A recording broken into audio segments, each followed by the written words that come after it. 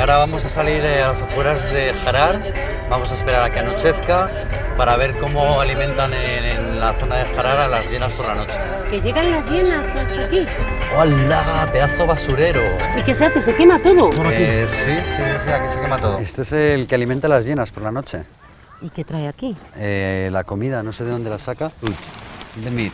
Ah, Parecen Carne. carnes. Mira, ahí como Casquería, ¿no? intestinos, casquerías. Y las hienas se olvidan del pueblo. ¿y las hienas de dónde vienen? De los alrededores, toda la parte de la montaña. Cuando hubo la gran hambruna aquí en los años 80, hubo bastantes casos de hienas que bajaban a comer por la noche al pueblo y en algunos casos se comían a algunos de los niños. ¿Qué me dices? Las hienas aparecen aquí, cogen la comida diariamente y se van. Sí. ¿El pueblo está aquí al lado? Detrás Un de montón de Saloma, ahí niños. estaría el pueblo. Por allí viene una hiena y por aquí viene otra por este camino. Mira, José, por ahí viene otra. Sí.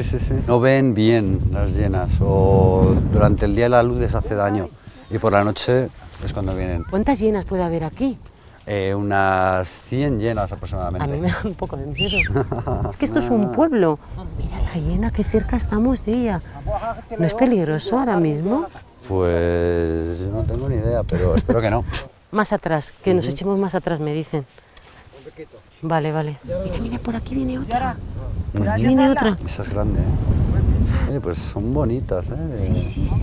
Mira todas las que están llegando ahora mismo. Mira todas las que llegan. Yo creo que está en ruido celo. hace? Mira, está en celo ¿Está en celo? y están ahí que pasan de la carne. Pues este es el verdadero hombre hiena. Debe ser el famoso aquí en Harar.